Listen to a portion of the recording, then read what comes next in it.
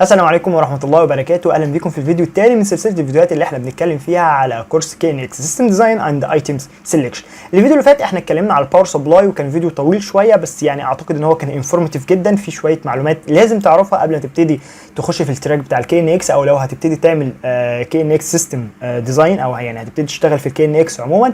الفيديو بتاع النهارده زي ما هو ظاهر قدامكم في الفيديو كونتنت هنتكلم على مجموعة من النقاط وهي متعلقة كلها بكابل KNX، وعشان الكابل بتاع KNX فيه شويه تريكس فعشان كده احنا عملنا له فيديو مستقل بذاته. طب اول حاجه هنتكلم عليها النهارده ايه؟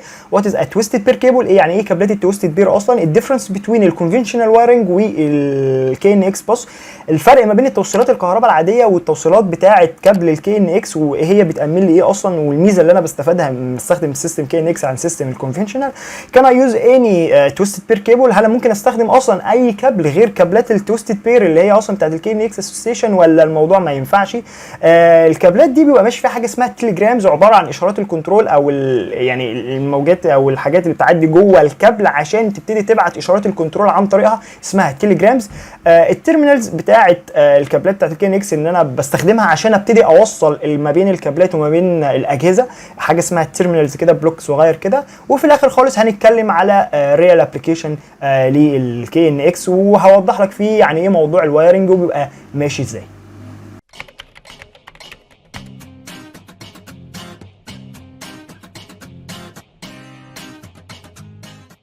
خلينا ناخد الموضوع ببساطه خالص بالبدايه. احنا عندنا كابلات الKNX بنسمع ان هي حاجه اسمها تويستد بير. يعني ايه تويستد بير؟ هل هو ده اصلا مصطلح للKNX بس؟ لا، المصطلح ده مش للKNX، المصطلح ده هو لاي كابلين او اي حاجه هي عباره عن اسلاك نحاس، والاسلاك دي ملفوفه حوالين بعضها. ده اسمه كده بير، وده اسمه بير، وده اسمه بير، وده اسمه بير. كل دول اسمهم الكابل ده اسمه تويستد بير بقى على بعض، يعني لان هو كابل اصلا ادم هو بقى ملفوف حوالين بعضه بيبقى اسمه تويستد بير. طب الكابل هنا كده ده عباره عن ايه؟ عباره عن 4 ازواج او 4 بيرز موجودين في الكابل الواحد. كابلات الKNX بتبقى نوعين، او كابلات التويستد بير بصفه عامه بتبقى نوعين، او اي كابلات في الدنيا بتبقى نوعين، بتبقى يا اما شيلدد يا اما انشيلدد. الكابل اللي ظهر قدامنا ده هنا كابل انشيلدد. طب عايزين يعني ايه نفهم برضو كابل شيلدد وانشيلدد؟ خلينا اوريك في اللينك ده. هنا عندنا بيقول لك ان ده الكفر اللي هو ماسك كل الكابلات البيرز مع بعضيها. هنا بص لو تلاحظ عامل لك دايره بيقول لك ان ده تويستد بير، وهنا ده حاجه اسمها اوتر جاكيت. اوتر جاكيت ده بتاع الكابل اللي احنا الحته اللي احنا بنقشرها عشان نبتدي نخرج الازواج اللي موجوده عندنا في الكابل النحاس ونبتدي ان احنا نوصلها على بعضها. طب ده كده بالنسبه لك ان انت بتتكلم على حاجه انشيلدد زي ما هو موجود وزي ما انا بشاور لك بالماوس دلوقتي. طب حاجات الشيلدد عباره عن ايه؟ عباره عن ان انت بيبقى عندك الاوتر جاكيت تحتيها بيبقى فيها اوفر اول شيلد، وتحتيها كمان بيكون يا اما في طبقه عزل موجوده على كابلات التويستد بير هنا مش موجوده، انما في الكابل ده هنا لا موجوده. دي بقى اوكسيلاري يعني ايزوليشن عن الكابل عشان تديك ايزوليشن اعلى، سواء بقى بصفه عامه انت هتستخدمه على اي كونديشن من الكونديشنز اللي احنا هنتكلم عليها كمان شويه، ان انت بقى متعديها على اي يعني معديها جنب اي حاجه في رينج الميديوم فولت، وده اللي كابلات الKNX بتتميز بيه، او يعني الحاجات اللي انت تاخدها من الKNX اسوسيشن دي احنا هنتكلم عليها كمان شويه. ولكن انا حبيت اوريك يعني ايه الفرق ما بين كابلات الشيلدد والانشيلدد والتويستد بير، وهل انا اصلا ممكن استخدم كابلات التويستد بير ولا لا KNX مع اي سيستم KNX. ده اللي احنا هنتكلم بقى عنه كمان شويه. نيجي بقى دلوقتي ننتقل للنقطه الثانيه اللي بعديها. النقطة الثانية اللي معانا اللي احنا عايزين نفهمها مع بعض، هل الثلاث حروف اللي هي الK والN والX لهم معنى معين؟ لا، هو يعني مش سيمبل او اختصار لحاجة معينة. الKNX بس اللي انا عايزك تعرفه فيه ان هي حاجة اسمها باس سيستم، ودي اللي احنا هنبني عليها النقطة الثانية بتاعة الوايرنج والKNX. بص، النقطة الثانية كمان اللي عايزك تخلي بالك منها ان الKNX brings building functions together، ودي اللي احنا بنستخدمها في موضوع البروجرامينج، ان احنا بنربط الفانكشنز بس بتاعتنا مع بعضيها عشان نقدر نخلي لما انا مثلا اكليك على بوش بوتون معين زي ما احنا هنشوف في اخر الفيديو يحصل لي اكشن تاني. السلايدايه دي احنا بنتكلم فيها على حاجه اسمها conventional installation. يعني ايه conventional installation؟ يعني اللي هو طريقه التوصيلات الكهرباء العاديه. احنا لما كان عندنا زمان انا مثلا عندي مفتاح كهرباء، مفتاح الكهرباء ده عايز اربطه مع اللمبه، فكنت بروح اجيب المفتاح واوصل ما بينه وما بين اللمبه بكابل اللايف عادي اللي هو كابل الباور اللي هو بيبقى ماشي، بيبقى والمفتاح في النص بفصله واشغل منه. طيب لما احتاج ان انا اوصل لمبه تاني على مفتاح تاني وهكذا، تشوف بقى انت كل ده بيبقى عندك مجموعه من اللمبات او مجموعه من الزراير موجودين مع بعضهم. عشان تشغل كل ده لازم يبقى عندك عدد اجهزه كتير وعدد لمبات كتير عشان انت تقدر تتحكم. طب لو انت مثلا عندك لمبه عايز تتحكم منها مثلا من مكانين، بتعمل بقى كميه توصيلات كهربائيه كده معقده عشان اسمها تو واي كنترول، يعني حاجات معقده جدا. السلايد اللي هنا بتقول لك ايه؟ بتقول لك ان انا عندي لما بحتاج ان انا ازود الفانكشنز، احتاج ان انا ازود حاجات معينه اشغلها في اوضه مثلا، زي ما انا هنا عايز اشغل اللمبه، لا اللمبه دي بص خلينا ماشيين مع الوايرنج بتاعها، بتروح ان انت مثلا يعني تديها الكابل بتاع الباور بتاعها من الديمر اللي هو بيقلل ويزود شده الاضاءه. طب اللمبه دي بروح مثلا انا عايز اظبطها مع توقيت معين تشتغل فيه، فلازم اروح اديها الوايرنج بتاعها، ده غير الوايرنج بتاع الباور. طيب مثلا انا عندي على سبيل المثال انا عندي حاجه زي الشاتر ده اللي هي حاجه شبه يعني الشبابيك اللي بيبقى فيها عباره عن يعني زي فتحات كده بتفتح وتقفل. فانا دلوقتي لما احتاج ان انا عايز اشغلها من الزرار ده، طب انا عايز اظبطها مع وقت معين، فاصبح ان في وايرنج عندي بزياده، فاصبح ان انا يبقى مور فانكشنز، يعني لما يبقى عندي في مور فانكشنز انا عايز اعملها يبقى بتيكوال مور كيبلز. المور كيبلز والمور فانكشنز دي بقت حاجه معقده جدا، ان انا لما احتاج ازود حاجه في الاوضه مثلا عايز مفتاح يشغل لي لمبه ومروحه مع بعض، لازم اوصل مع ده واوصل مع ده، فالموضوع بقى فيه كميه كابلات معقده جدا. جه بقى كي ان اكس وقال لك لا بس انا هنعمل حاجه حلوه، وهنعمل حاجه اسمها باس انستليشن. باس انستليشن دي ايه؟ طبيعي انا اي جهاز بيبقى عندي بيبقى واخد الباور بتاعه، خلاص هو الجهاز هياخد الباور وانا مش عايز اي حاجه تاني. هجيب كابل انا كده اخضر، كابل ظريف كده خالص، كابل نحاس في الاول وفي الاخر، كابل كده اخضر، وهعديه على كل الاكتويترز اللي هي بتشغل لي المراوح مثلا، وبتشغل لي التكييفات، بتشغل لي الاناره، بتشغل لي ايا كان اللي انا عايزه. كابل واحد هيعدي على كل جهاز، يخش في جهاز ويخرج، يخش على اللي بعده ويخرج، يخش على اللي بعده، وهكذا. وسيريز من يعني كابل متصل مكمل كده معايا لحد مثلا ريستريكشنز معينه نتكلم عليها كمان شويه. مش عايز اي حاجه تاني، هو ده كابل الكنترول اللي موجود عندي في السيستم كله. طب الكابل ده يعمل لي ايه؟ يعمل لي لما انا مثلا احتاج ان انا ادوس على بوش بوتون معين او على مفتاح كهرباء مثلا معين يشغل لي اضاءه وتكييفات وستاير، بص يشغل لي الليله كلها. ليه؟ لان انا عندي الموضوع بقى ديبند اون بروجرامينج، ما بقاش ديبندز عن الوايرنج. يعني الموضوع خلاص كابل الكين اكس، الكابل الاخضر ده هيمشي فيه كل حاجه، هي ديبندنج على البروجرامينج مش ديبندنت على الفيزيكال وايرنج. طب لما انا بحتاج ان انا اغير مثلا اي حاجه هنا، مش محتاج ان انا اغير الوايرنج خلاص. ليه؟ لان انا بغير في البروجرامينج.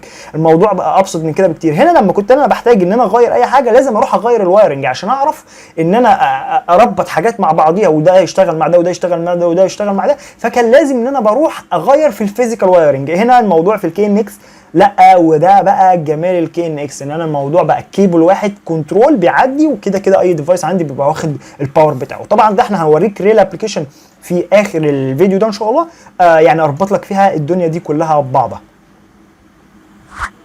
طب النقطة الثالثة اللي معانا، هل أنا لازم ألتزم بكابل الكي ان اكس ولا أنا ممكن أستخدم أي كابل تاني؟ بص، ده السؤال ده كان موجود بالنص كده على موقع شركة شنايدر. الكابل بيقول لك إن أنا الكي ان اكس certified cable must be used in KNX system because it is protected against interference or signal interruption. يعني ايه الكلام ده؟ يعني انا بقول لك ان الكابل بتاعي الكي ان اكس، الكابل الظريف الاخضر اللي هو ظهر قدامنا دون الغلبان ده، بيقول لك ان الكابل ده لما انا لازم استخدمه عشان هو اصلا معزول كويس جدا جدا جدا جدا جدا، وهو سيرتيفايد اصلا. سيرتيفايد يعني ايه؟ يعني بيبقى الكابل ده خاضع لاختبارات تبع الكي ان اكس اسوسيشن. الكابل ده طالع بيه شهاده ان هو فعلا هيأمن لك ان يحصل فيه اي بروتكتد، يعني ضد اي تشويش على الاشاره. احنا كان لما بيبقى عندنا مثلا كابل دش ماشي جنب كابل تليفون فبيحصل تشويش في التليفون، فكان بيقول لك ابعد الكابل ده عن الكابل ده. لا، الكابل ده تمشيه جنب اي حاجه في رينج الميديوم فولت مش هيتاثر تماما ولا هيحصل في اي حاجه. مش معنى الميديوم فولت، لا طبيعي انا هستخدم بيلدينج اوتوميشن، هستخدمها في حاجات اللي هي مثلا ماشيه فيها كابلات 220 كابلات، يعني ممكن اقول لك مثلا 380 حاجات، يعني في الحاجات التقليديه اللي احنا بنستخدمها في البيلدينج اوتوميشن بصفه عامه، اللي هي المباني الكوميرشال او الريزيدنشال، اللي هي ايه، مباني اللي هي التجاريه او المباني السكنيه. فطبيعي مش هلاقي عندي فولت بستخدمه اكتر مثلا من 220، وفي دول اوروبيه تقريبا بيبقى فيه 380 يعني. فهو الكابل ده ضد اي تشويش يحصل على الاشاره اللي هي بتاعه التليجرام اللي هي هتبقى معديه في الكابل ده، مش هيحصل عليه اي اشاره، انت ما تشيلش هم الموضوع ده خالص. تمام. كمان حاجه ثانيه زي ما احنا هنتكلم عليها كمان شويه، ان الكابل ده ما بيحصلش فيه حاجه اسمها فولتج دروب. يعني ايه فولتج دروب؟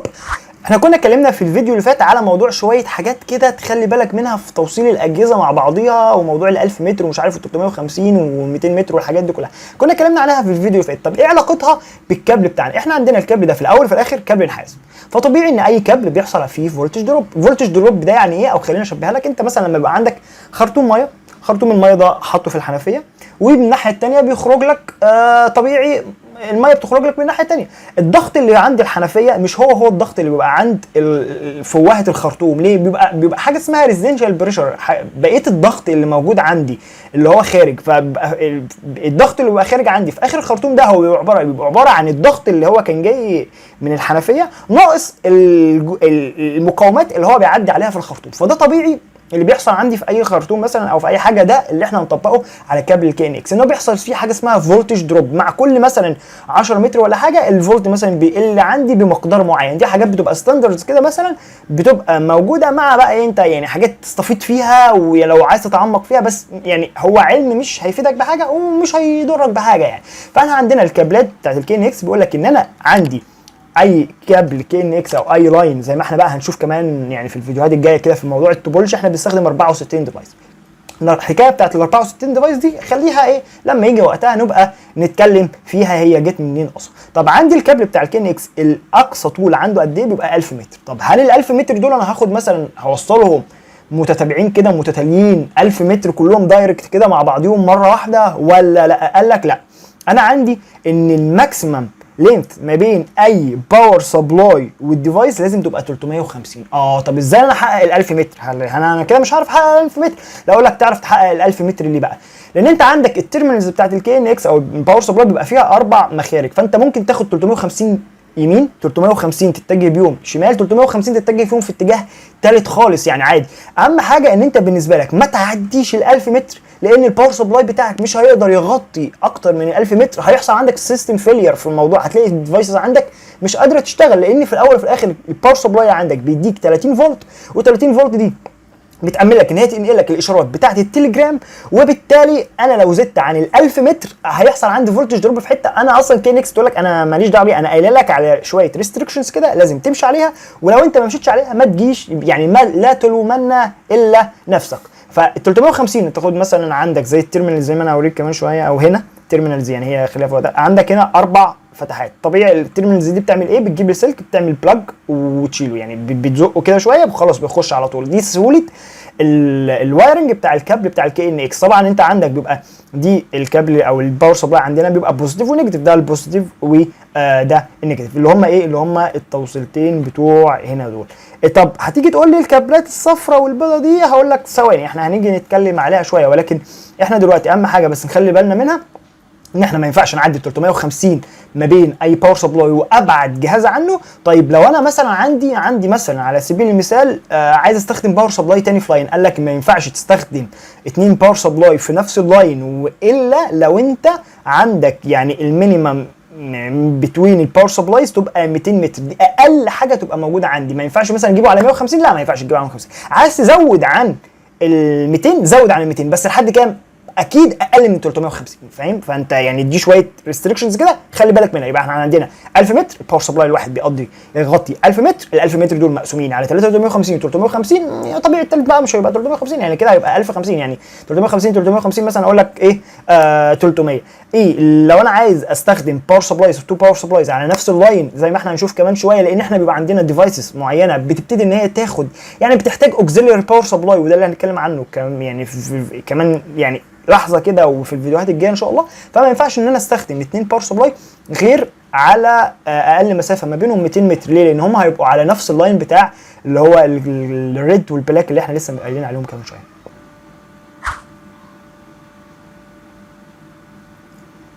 طب ايه هي الطرق اللي موجوده او المتاحه بالنسبه لي ان انا اقدر اوصل ما بين الديفايسز وبعضها؟ بص انا ممكن توصل ما بين الديفايس والتاني على طول دايركت، يعني تاخد من ده تخرج من هنا وتدخل على اللي بعده، تخرج من هنا وتدخل على اللي بعده، تخرج من هنا وتدخل على اللي بعده، زي اللي واضح هنا قدامنا في الفيلا السكنيه دي. بيقول لك انا مثلا عندي الاجهزه متتابعه مع بعضيها، متتابعه فانا خلاص واخدهم سيريز مع بعض. طب جيت في مرحله معينه في جهاز طب انا عشان اروح للجهاز ده وارجع اروح للجهاز تاني، ده هيبقى مسافات طويله جدا بالنسبه لي. قال لك لا، انت ممكن تشتغل بحاجه اسمها تري وايرنج، ممكن تشتغل بحاجه اسمها ستار وايرنج. طب هتفرق بالنسبه لي في ايه؟ مش هتفرق غير في حاجه واحده بس، غير ان انت لازم تخلي بالك من ال 350 متر اللي احنا لسه متكلمين عنها شويه من كمان شويه، وكمان في نفس الوقت ان توتال الوايرنج او توتال اللينث اللي هنا ده ما يعديش ال 1000 متر في جميع الاحوال. يعني استخدم مثلا هنا ده 50، يعني مثلا استخدم ده 50، ده 40، ده مش عارف 30، ده 100. اهم حاجه بالنسبه لك ان انت ما تعديش ال 1000 متر في اي حال من الاحوال، وان التوتال لينث بتاع اي كيبل فيهم ما يعديش ال 350 متر. طب تعالى نخش نتعمق شويه جوه كابل الكي ان اكس، او الاطراف اللي بتبقى موجوده جوه الكابل اكس بصفه عامه، او الستاندر. ويعني انا ما شفتش غيره بصراحه، ان كل الناس اللي بتتعامل في كابلات الكي ان اكس بتتعامل بالكابل اللي يبقى فيه الاربع اطراف دول، اللي هم الاحمر والاسود والاصفر والابيض. الاحمر والاسود احنا عرفنا من شويه لما شفنا التيرمينالز بلوك عباره عن ايه وبنوصلهم ازاي، وهم دول البوزيتيف والنيجاتيف بتوع الباص اللي موجودين عندي. طب الاصفر والابيض بستخدمهم في ايه؟ وهم في الاول وفي الاخر كابلات نحاس زيهم زي الاحمر والاسود. بستخدمهم في ايه؟ بستخدمهم في حاجه زي كده، لان انا مثلا ممكن يكون عندي باور سبلاي في حاجه اسمها اوكسيلاري باور سبلاي، يعني باور سبلاي عندي خلاص باخد منه 30 فولت عندي. واحيانا بيبقى في ديفايسز ثانيه، زي على الاغلب بتبقى مثلا حاجات اللي فيها زي شاشات، يعني الكيباد اللي بيبقى موجود مثلا فيها شاشات، الحاجات اللي بيبقى فيها زي الثيرموستات دي، بحتاج ان انا اديها باور سبلاي. طب الباور سبلاي عندي حاجتين، يا اما يكون الباور سبلاي اللي عندي فيه اوكسيلاري باور سبلاي وانا باخد كابلين الاصفر والابيض دول اوصلهم في التيرمينالز دي واخدهم اوصلهم على اي حاجه عندي بتحتاج اوكسيلاري باور سبلاي، ويبقى فيها اماكن ان انا اوصل فيها الاوكسيلاري باور سبلاي، يعني هيبقى فيها الاربع اماكن دول اللي هم الاحمر والاسود والاصفر والابيض.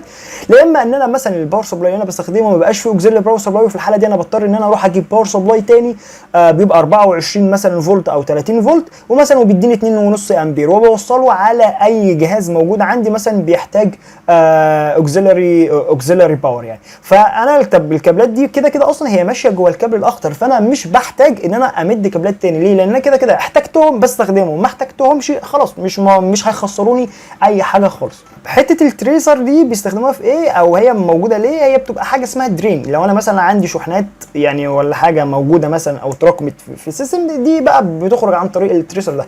وفي حاجه ثانيه ادفانسد هم بيستخدموها في موضوع التستنج، بس احنا ما بنحتاجش ان احنا نعملها لان كابلات الكي ان اكس اصلا بتبقى جايه سيرتيفايد وتستد اصلا، فبيبقى خلاص انت ضامن ان الكيبل ده ما فيش فيه اي مشكله. يعني يا دوبك هتجيبه هتبلاج في هتبلاج يعني بلاج ان في اي ديفايس عندك هيشتغل على طول عندي، والسيستم عندك هيشتغل ما فيش اي مشكله. فانت بتريح دماغك خالص من موضوع ان ممكن يكون في مشكله في الكيبل او الكيبل في النص مقطوع او الحاجات دي كلها، لان ما بيحصلش. اللفه كلها اللي بتجي لك مثلا بتبقى بكره كده كامله على بعضيها، بتجي لك بتوتال لينث مثلا معين، والبكره دي قبل ما بتخرج من المصنع بيبقى معمول عليها التيست ومعمول عليها السيرتيفيكيشن بتاعتها. احنا كنا قلنا من شويه ان كابلات التويستد بير على الاغلب بتيجي فيها يعني تو بيرز اللي هم الاحمر والاسود مع بعض والاصفر والابيض مع بعض. طب هل ده ثابت يعني او لا؟ لا، في موقع اسمه ايفوريج ده تقريبا من اشهر المواقع اللي تلاقي فيها يعني عليها مقالات للكي ان اكس. هنا بيقول لك ان ده كابل تويستد بير، في هنا لو جيت ركزت هتلاقي احمر واسود واصفر وابيض. طب هنا عندك لا احمر واسود، فهنا عندك كابل من نوع تاني من الكي ان اكس. على الاغلب اللي بيبقى موجود وبنستخدمه يعني في مصر وبصفه عامه، واللي انا شفته يعني الكل حتى مثلا الترينجز اللي انا خدتها الكورسز اللي انا شفتها كله بيستخدم الكيبل ده اللي هو التويستد بير، اللي هو هتقول كابل كي ان اكس هيجي لك على طول في بالك ان هو ده. ليه؟ لان انا اصلا بستخدمه في الباص وبستخدمه لو انا احتجت اوكسيلاري باور يعني لاي ديفايس عندي زي الثيرموستات. ده موقع تاني كان عارض كابلات كي ان اكس يعني للبيع، بينزلها بالاسعار بتاعتها. بالمناسبه تقريبا كابل الكي ان اكس بيبقى عامل تقريبا ما بيعديش ال 20 جنيه، يعني تقريبا من 17.5 لحوالي 20 جنيه. هنا بيقول لك ده كابل ده بير واحد، ده تو بيرز يعني هنا، والحته اللي هي النقطه اللي انا مش عارف اشاور لك عليها اللي هي في مكانها هنا دي، يعني بعد ما اشيل الماوس دي الحته بتاعه الدرين. هنا انواع تانية مختلفه من كابلات الكي ان اكس، ولكن اللي احنا بنستخدمه في مصر بصفه عامه يعني هو النوع ده، يعني الصف ده بصفه عامه يعني ما بنستخدمش اي حاجه. هو هنا بيقول لك ده بس الفرق الوحيد اللي موجود ما بينهم التوتال لينث بتاع البكره اللي هي هتجي لك. فيعني كل اي او المصادر اللي احنا بنتكلم عليها دي كلها هتلاقيها موجوده تحت عندك في الديسكربشن تحت الفيديو. خلينا بقى دلوقتي نتكلم على الابلكيشن اللي احنا قلنا يعني ان احنا هنتكلم عليه في الفيديو ده. وهو الابلكيشن اللي عندنا هو سيستم اضاءه، عندنا لمبه 2 3 لحد 6 لمبات، وهنا عندنا بوش بوتون البوش بوتون ده بيبقى يعني ادي مفتاح هنا ومفتاح هنا ومفتاح هنا ومفتاح هنا وهكذا بقى. وعندنا حاجه ده اسمها ايه؟ سويتش اكتويتر. سويتش اكتويتر او زي ما احنا هنعرف ان مثلا عايز يعني مثلا الاكتويتر بيتسمى ازاي؟ بيتسمى باسم الفانكشنز اللي بيعملها، سواء بقى سويتش اكتويتر، ديمر اكتويتر، فان كويل اكتويتر، يعني باسم الحاجه اللي هو بيكنترول عليها بيبقى إيه هو اسمه اكتويتر كذا، فانكشن مش كذا، يعني الفانكشنز واسم الاكتويتر بتاعها. طيب احنا عندنا الكونفنشنال وايرنج اللي كان بيحصل ايه؟ بيحصل ان البوش بوتون ده بيبقى واصل له كابل على طول، او كابل الكهرباء العادي خالص بيبقى واصل على اللمبه دي، يبقى كابل اللايف على طول معدي من هنا وداخل على اللمبه على طول. فانا بحتاج ان انا عشان اشغل واطفي بدوس على البوتون عادي. طب اللي حصل ايه؟ اللي حصل قال لك لا احنا هنعمل دلوقتي حاجه حلوه جدا. قال لك هنا احنا دلوقتي البوش بوتونز دي هي ما بتحتاجش اي باور، فهي بتحتاج بس ان انا بديها الكي ان اكس كيبل، باخد الكي ان اكس كيبل اللي هو الكابل الاحمر والاصفر وبدخلهم في السويتش اكتويتر مثلا اللي هو موجود من هنا، والسويتش اكتويتر كان واخد مثلا من الباور سبلاي عندي، تمام؟ فبياخد بيعدي مثلا من السويتش اكتويتر هنا ويعدي على كل البوش بوتونز اللي موجوده عندي تباعا تباعا تباعا. طيب بعد كده انا كان عندي في الاساس لما كان بيبقى موجود في المفتاح العادي كان بيبقى داخل له لينيه الكهرباء. قال لك خلاص هات لينيه الكهرباء العاديه اللي هي موجوده ودخلها من الفتحه دي وخرجها من الفتحه اللي بعديها. طب معنى كده ان هي هتبقى خلاص هي متوصله مع بعضيها؟ قال لك لا. ليه؟ قال لك لان ان البورت ده بيوصل للبورت اللي بعده، دي كده اسمها تشانل، اسمها تشانل. عدد الاكتويتر بيبقى بتجيبه على حسب عدد التشانلز، وكل عدد التشانلز يعني مثلا هنا 6 لمبات، فانا مثلا ممكن اجيب سويتش اكتويتر 6، ممكن اجيب مثلا واحد 12، ممكن اجيب مثلا واحد 4، بس مش هينفع اوصل ل4. ليه؟ لان انا يبقى عندي كده في 2 انا مش لاقي لهم مكان يعني. فانا عندي دلوقتي السويتش اكتويتر كل فتحتين بيبقوا اسمهم تشانل.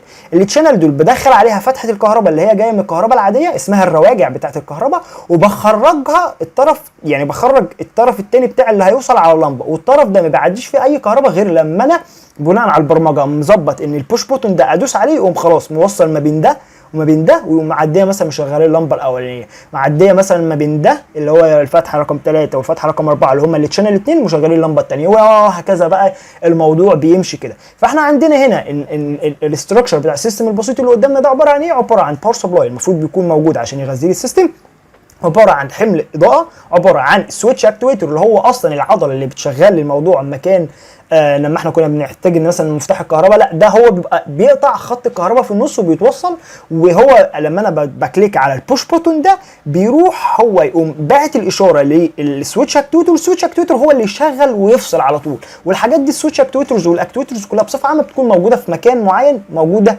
في اللوحه، فعشان كده لما بتبقى الاماكن كلها موجوده جوه اللوحه بحتاج ان انا امد الكابلات بتاعه الكهرباء بتاعتي لازم، او الكابلات بتاعه الرواجع بتاعتي بتاعه الكهرباء لازم توصل لي انا على مكانها في اللوحه. ده برضو ابلكيشن تاني موجود معانا. هنا عندي بوش بوتون سنسور، وهنا عندي بريزنس ديتكتور، وعندي روم تمبريتشر كنترولر. اي حاجه اليوزر في الاخر خالص بيتعامل معاها بيبقى اسمها سنسور، ايا كان وظيفته، يعني ايا كان نوعها ايه، لا كل الحاجات دي اللي اليوزر او الاند يوزر بيتعامل معاها اسمها سنسور. واي حاجه اللي هي انا بستخدمها او هي بتروح تعمل لي الاكشن اسمها اكتويتر. وعندي بقى ايه بقيت يعني حاجات تانية بتبقى موجوده في السيستم بيبقى اسمها السيستم كومبوننتس، الباور سبلاي واللاين كابلر والحاجات الجميله دي اللي احنا هنتكلم عليها في فيديوهات تانية. طبعا هنتكلم على الباور سبلاي في فيديوهات ان شاء الله، هنتكلم على اللاين كابلر والريلي كابلر واللاين ريبيتر، وهنتكلم بقى على شويه حاجات طب انا ممكن ابدله مكان ايه وهكذا. طب انا عندي هنا البوش بوتون ده هو بيروح مع السويتش اكتويتر طبيعي عادي، انا عندي عايز افصل الاضاءه واشغل اضاءه بيبقى راح جايب سويتش اكتويتر ومشغل الاضاءه وفصلها لي. طب البريزنس ديتكتور ده انا مثلا عايز لما يحصل حاله حركه في اوضه معينه خلاص يروح يشغل الفان كول اكتويتر عشان يشغل التكييف. طب مثلا عندي الروم تمبريتشر ده انا عايز مثلا تقفل لي الستاير خلاص، فهو لما بيديتكت درجه حراره مثلا معينه، او لما البريزنس سنسور ده بناء على البرمجه يديتكت حاجه معينه يروح يشغل الروم تمبريتشر كنترولر ده، والروم تمبريتشر كنترولر يشتغل او يشغل البلايند اكتويتر تفصل لي الستاير او تشغلي ستاير على حسب انا مثلا ممكن عايز استخدمه بايه. وطبيعي الباص ده كله بيبقى موجود عندنا باور سبلاي، واي ديفايس بيكون موجود بيبقى موجود عليه اللاين بتاع اللي هي 330 فولت اللي هي الباور بتاعي الطبيعي عادي. الفايل ده بصراحه فايل جميل جدا جدا جدا، ده تقريبا كان معمول مشروع تخرج يعني طلاب في كليه الهندسه في قسم الاوتوميشن. فيعني هتلاقيني سايب لك اللينك بتاع الفايل ده، ممكن تنزله وتبص فيه. يعني هو كان اصلا باتشولر في انجينيرنج، كانت درجه بكالوريوس تقريبا، كان مشروع تخرج يعني او حاجه شبه كده. فهتلاقيني سايب لك اللينك بتاعه برده في الديسكربشن، تقدر تبص فيه وتقدر تبص اصلا مثلا في يعني التيبل كونتنت بتاعه، بيتكلم على KNX ستاندرد وKNX سيستم وكل بقى الحاجات دي، واللي احنا ان شاء الله هنتكلم عليهم تباعا يعني ان شاء الله في الفيديوهات اللي جايه. لو عجبك الفيديو ده بقى ما تنساش تعمل لنا لايك وسبسكرايب، وتقول لي رايك في كومنت، يعني ايه الحاجات اللي انت شايف ان احنا ممكن نحاول ان احنا نضيفها في الفيديوهات بتاعتنا، والحاجات اللي انت شايف مثلا يعني ممكن تكون مش لطيفه مثلا بنعملها في الفيديو بتاعتنا عشان نحسن من جوده الفيديوهات بتاعتنا. لو عجبك الفيديو ده بقى ما تنساش تعمل لنا لايك وسبسكرايب وتشترك في القناه وتفعل زر الجرس، تقريبا اول مره اقول زر الجرس ده، وتبعت الفيديو ده للناس المهتمين بيه. اشوفكم في فيديوهات جايه ان شاء الله. سلام.